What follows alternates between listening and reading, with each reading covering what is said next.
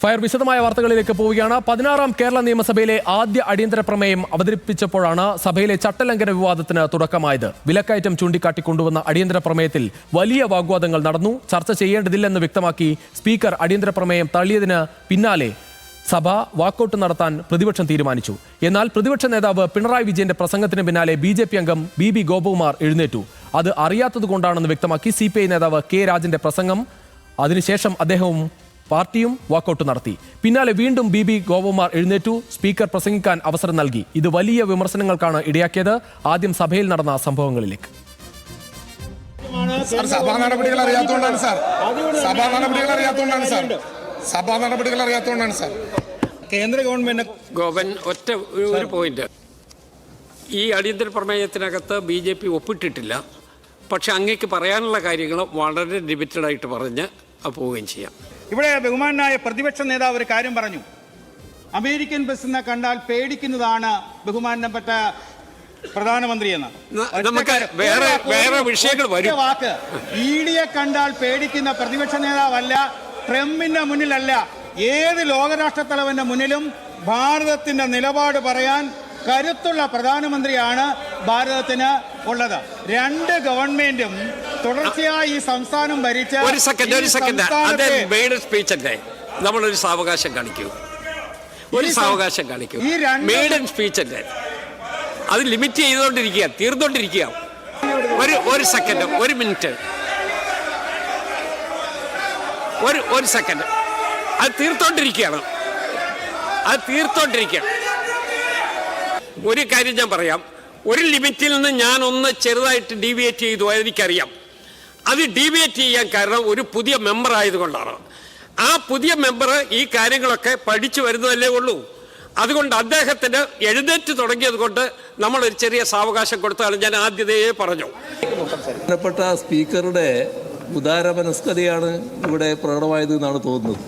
പക്ഷേ നമ്മുടെ ദീർഘമായ സഭയുടെ പ്രവർത്തന പാരമ്പര്യവും ചട്ടങ്ങളും ഒക്കെ അങ്ങക്ക് നല്ലതുപോലെ അറിയാവുന്നതാണല്ലോ. അതിൽ നിന്നുള്ള വ്യതിയാനമായി പോയത്. ബഹുമാനപ്പെട്ട പ്രതിപക്ഷ നേതാവ്, ഉദാരമനസ്കത വേണ്ടേ?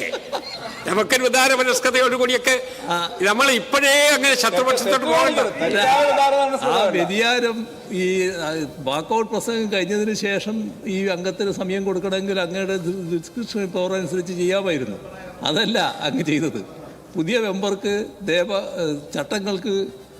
ചട്ടങ്ങളുടെ ലംഘനം വരുത്തിക്കൊണ്ട് അനുമതി കൊടുക്കുകയാണ് ചെയ്തത്. അതാണ് ശ്രദ്ധിക്കേണ്ട കാര്യം. അങ്ങിപ്പോ പറയുന്നത് ഇതൊരു പ്രസിഡൻസ് ആയാലും ഇല്ല, പ്രസിഡന്റ് അല്ലെന്ന് ഞാൻ തന്നെ പറഞ്ഞു. അദ്ദേഹം ഒരു മെയ്ഡൻ സ്പീച്ച് നടത്താൻ അർഹതയുള്ള ഒരാളാണ്. അദ്ദേഹം സഭയിൽ ആദ്യമായിട്ട് വരികയാണ്. അപ്പൊ അദ്ദേഹം ഒരു സംസാരം തുടങ്ങിയപ്പോൾ ഞാൻ തന്നെ അതിന്റെ അവിടെ വെച്ച് കട്ട് ചെയ്യുന്നത് ശരിയല്ല എന്നുള്ളത് കൊണ്ട് അതെന്റെ പാരമ്പര്യം എന്നെ അനുവദിക്കുന്നില്ല. അതാണ് എന്റെ പ്രധാനപ്പെട്ട പ്രശ്നം. ഇതിനിടെ വിലക്കയറ്റം ഉയർത്തി വലിയ പ്രതിഷേധം ഉയർത്താനാണ് CPIM തീരുമാനം. ജൂൺ 4-ന് കേന്ദ്ര സംസ്ഥാന സർക്കാരുകൾക്കെതിരെ ജില്ലാ ഏരിയ തലങ്ങളിൽ പ്രതിഷേധം നടത്തുമെന്ന് CPIM സംസ്ഥാന സെക്രട്ടറി MV ഗോവിന്ദൻ പറഞ്ഞു.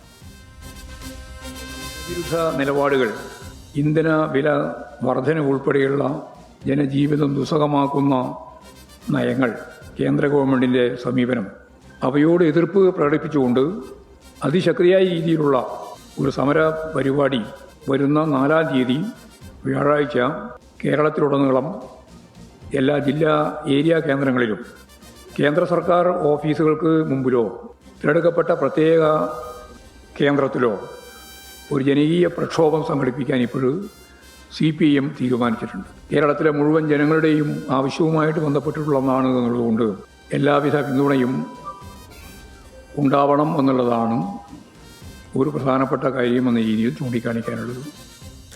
മഹേഷ് ചന്ദ്ര ജരികാണ് കൂടുതൽ വിവരങ്ങളുമായി തിരുവനന്തപുരത്ത് നിന്ന്. മഹേഷ്, എന്തായാലും നിയമസഭയിൽ ഒരു വാക്പോര് തുടങ്ങിയിരിക്കുന്നു. അതിന് പുറത്ത്, നിയമസഭയ്ക്ക് പുറത്ത് സമരങ്ങളിലേക്ക് പ്രതിപക്ഷം CPIM കടക്കുകയാണ്. എന്തായാലും അതിലേറെ എല്ലാവരും ഉറ്റുനോക്കുന്നത് ഇനി ധവളപത്രം അടക്കമുള്ള കാര്യങ്ങളിലേക്കാണ്. അതടക്കം വന്നാലായിരിക്കും കൂടുതൽ. ഇനി എന്തായാലും നിയമസഭയിൽ ഈ പോരാട്ടവും വാക്പോരും ഒക്കെ തുടർച്ചയായ ദിവസങ്ങളിൽ നമുക്ക് കാണാം.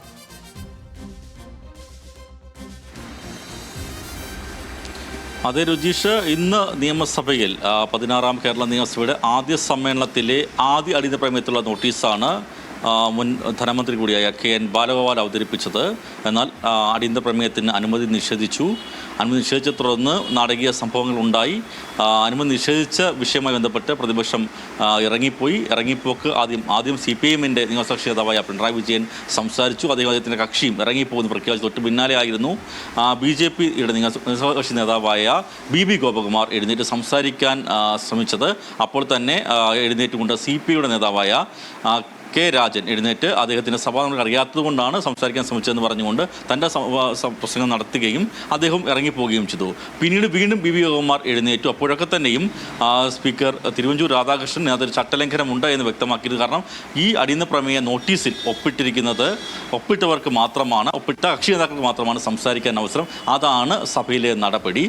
എന്നാൽ താങ്കൾ ആദ്യമായി ഈ സഭയിലെത്തുന്ന ആൾ എന്ന നിലയിൽ സംസാരിക്കാൻ ഒരു അവസരം നൽകാമെന്ന് പറഞ്ഞു. അല്പനേരം സംസാരിക്കാമെന്ന് പറഞ്ഞപ്പോൾ വിശദമായ ഒരു പ്രസംഗത്തിലേക്ക് കടക്കുകയായിരുന്നു BB ഗോപകുമാർ. തുടർന്ന് ബഹളമുണ്ടാക്കി പ്രതിപക്ഷം അംഗങ്ങൾ തിരികെ വന്നപ്പോൾ ബഹളമുണ്ടാക്കുകയും പ്രതിപക്ഷ നേതാവ് പിണറായി വിജയൻ തന്നെ പറഞ്ഞത് ഒരു ഉദാര മനസ്കത കാണിക്കുകയാണ് സ്പീക്കർ ഇപ്പോൾ ചെയ്തത്, ചട്ടലംഘനമാണ് ഇത് ഒരു കീഴ്വഴക്കമായി മാറുമെന്ന് ആശങ്ക പ്രകടിപ്പിച്ചു. അപ്പോൾ സ്പീക്കറുടെ മറുപടി ഇതായിരുന്നു, ഇത് കീഴ്വഴക്കമാകാതിരിക്കാൻ വേണ്ടിയാണ് താൻ പ്രത്യേകം പറഞ്ഞത്. ആദ്യമായി വന്ന ഒരു അംഗം നിലയിൽ അത് സംസാരിക്കാൻ ശ്രമിച്ചപ്പോൾ അദ്ദേഹത്തെ അപ്പോൾ തന്നെ ഇരുത്തുന്നത് അദ്ദേഹത്തിന് ബുദ്ധിമുട്ടാകുമെന്ന് കരുതിയാണ് താൻ ഉദാര മനസ്കത കാണിച്ചത്. ഇപ്പോൾ ആദ്യമല്ലേ ഉദാര മനസ്കത കാണിക്കേണ്ടത് എന്ന ചോദ്യമാണ് എന്തായാലും സ്പീക്കർ ഉയർത്തിയത്. പിന്നീട് ചട്ടം 307 പ്രകാരം ക്രമപ്രശ്നം ഉന്നയിക്കാൻ വേണ്ടി BJP നേതാവായ V. മുരളീധരൻ എഴുന്നേറ്റു. എന്നാൽ ചട്ടം 307 ഇത്തരത്തിൽ ഈ അടിയന്തര നോട്ടീസ് മേലുള്ള ഈ വിഷയത്തിൽ ഈ വോക്കൗട്ട് പ്രസംഗത്തിനകത്ത് ഇത് ബാധകമല്ല എന്ന റൂളിംഗ് കൂടി സ്പീക്കർ നൽകുകയും ചെയ്തു. എന്തായാലും ഇന്ന് ഇത്തരത്തിലേക്ക് പ്രതിപക്ഷവും ഭരണപക്ഷവും വലിയ തോതിൽ അല്ലെങ്കിൽ പോലും പരസ്പരം പോര് നയിക്കുന്ന തരത്തിലേക്ക് തന്നെ കാര്യങ്ങൾ നീങ്ങി. കാരണം വിലക്കയറ്റം തന്നെയായിരുന്നു വിഷയം. വിലക്കയറ്റം മൂലം ജനങ്ങൾ ബുദ്ധിമുട്ടുകയാണ്.